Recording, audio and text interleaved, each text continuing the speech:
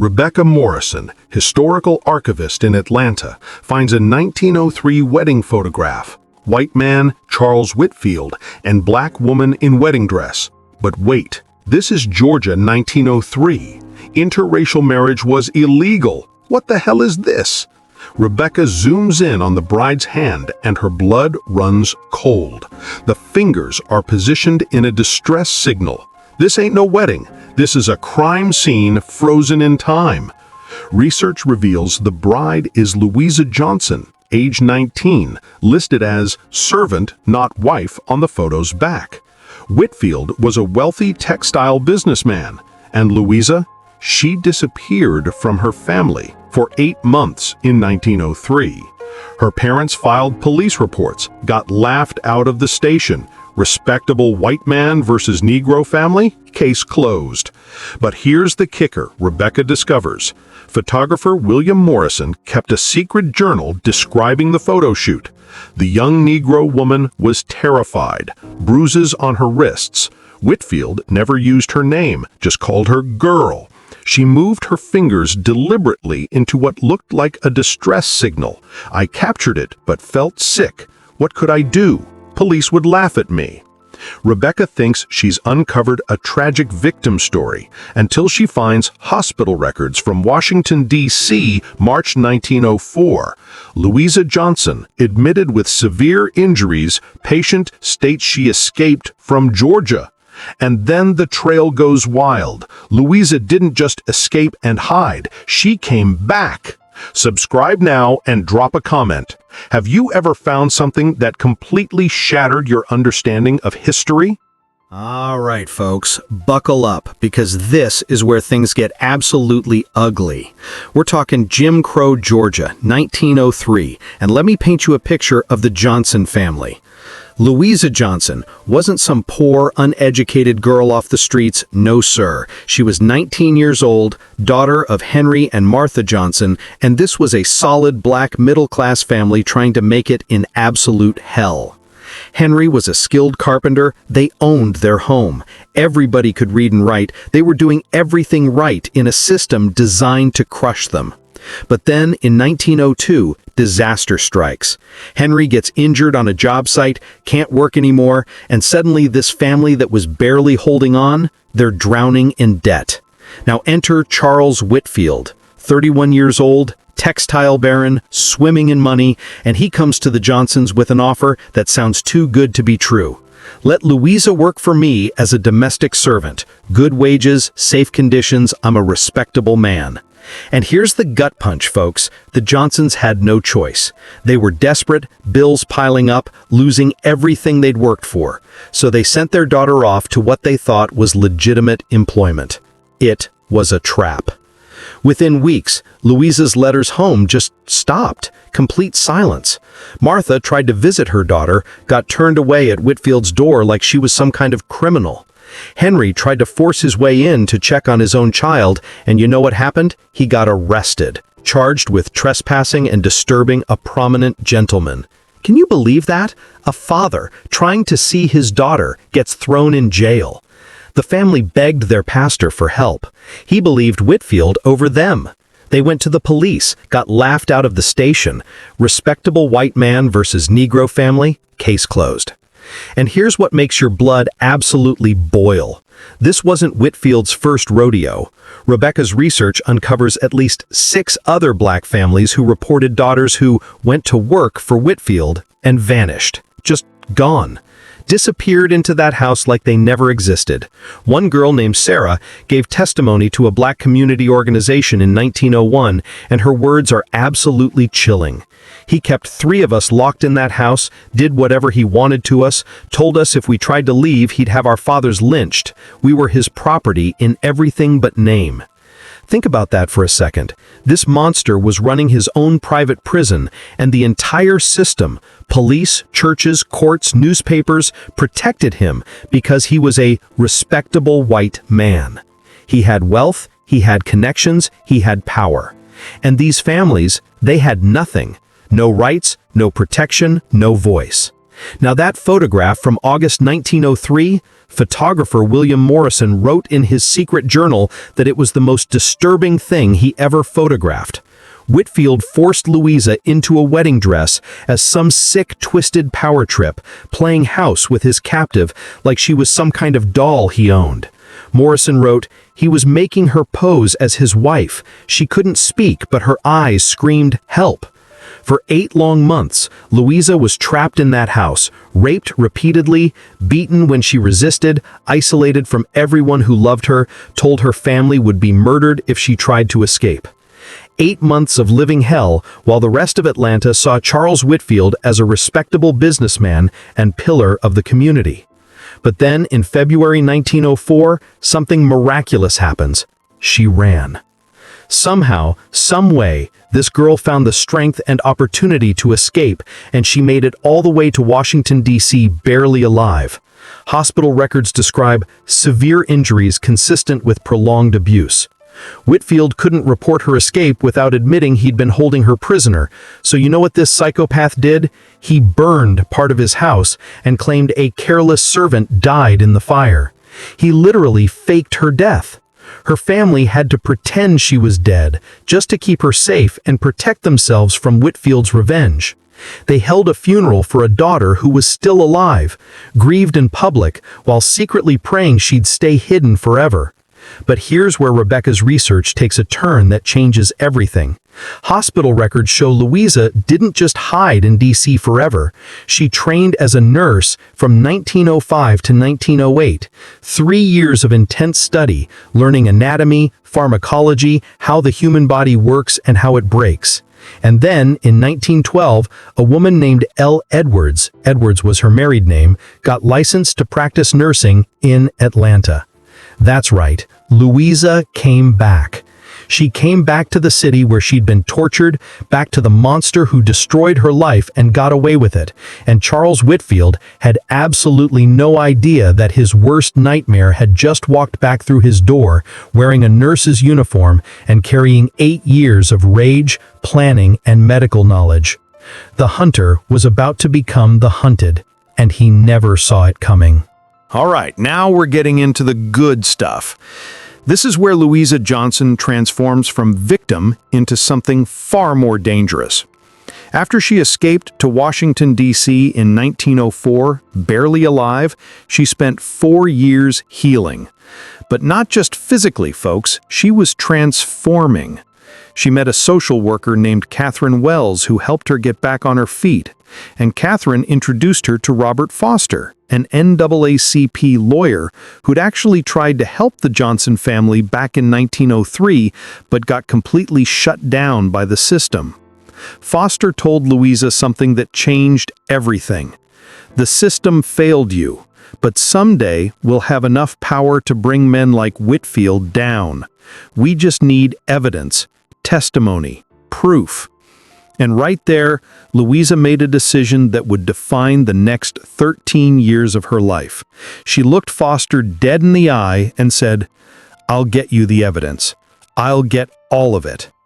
So from 1905 to 1908, she trained as a registered nurse, learned anatomy, pharmacology, how the human body works, and more importantly, how it breaks.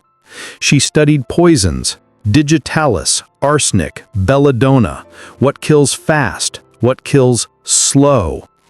In 1908, she married a good man named Edward Edwards, a postal worker, and she told him everything. And you know what Edward said? "If you need to go back and finish this, I'll support you. But be smart.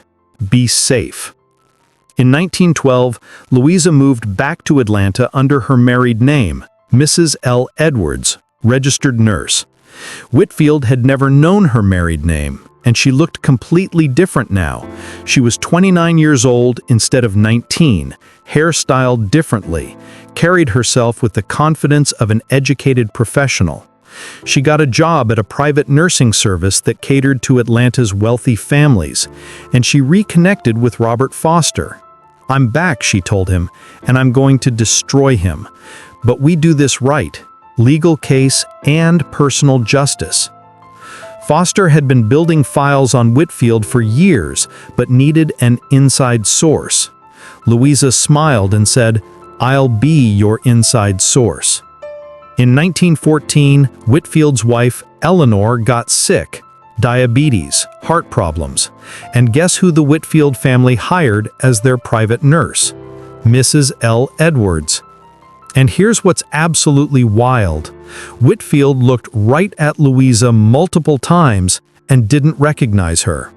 She was just the help, invisible, exactly like he'd always treated black women. For 2 years, Louisa spent every day in that house caring for Eleanor Whitfield while gathering evidence. She found Whitfield's business ledgers showing exploitation of black workers. She found letters proving he'd bribed police officers. She found photographs of other girls he'd abused. Foster gave her a small camera, and she photographed everything. And while she worked, she learned Whitfield's routines, what he ate, when he ate it, his health problems, high blood pressure, chronic pain. And she noticed he kept digitalis in his study, heart medication that in the wrong doses could cause a fatal heart attack. But she didn't rush.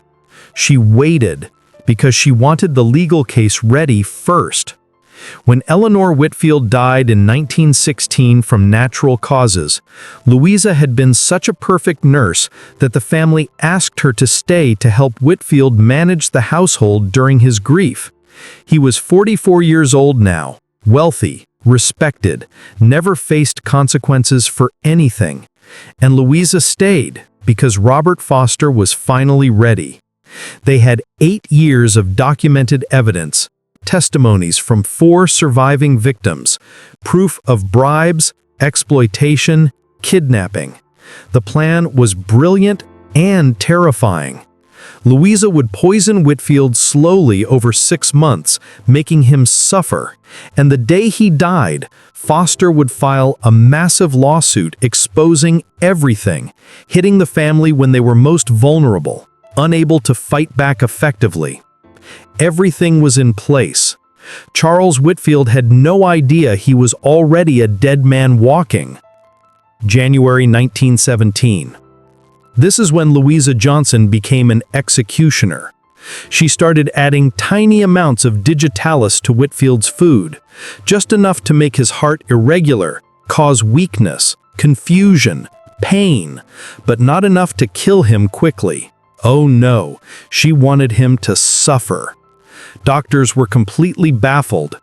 "Mr. Whitfield, you're having heart episodes, but we can't determine the cause." He suffered for months, chest pains, fatigue, paranoia eating away at him.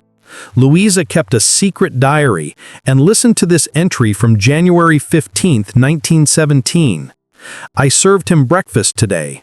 Eggs, toast, coffee, and death. He smiled at me and said, 'You're such a good nurse, Mrs. Edwards.' If only he knew.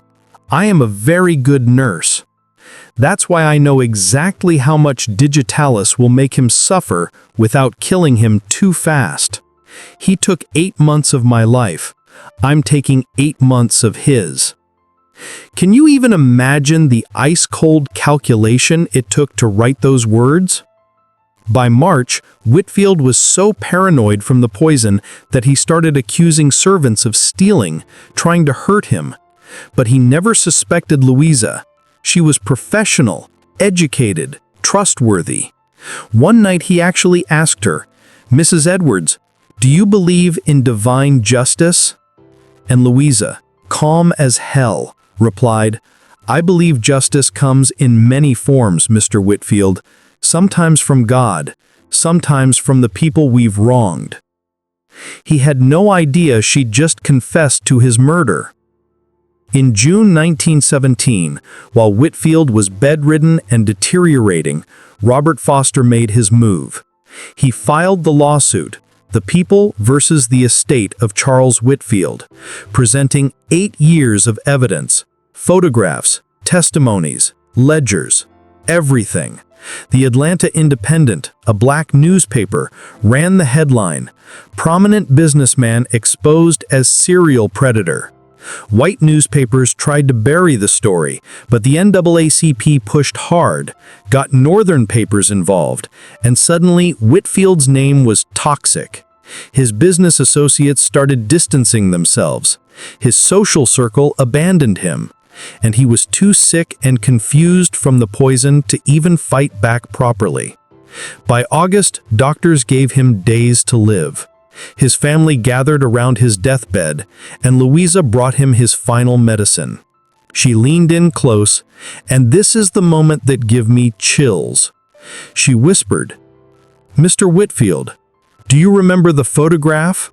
August 1903, the girl in the wedding dress? The one you called just another Negro servant?" His eyes went wide. Recognition hit him like a freight train. He tried to speak but couldn't. Louisa continued, "I'm Louisa Johnson. I was 19 when you stole 8 months of my life. I'm 33 now. I became a nurse. I came back.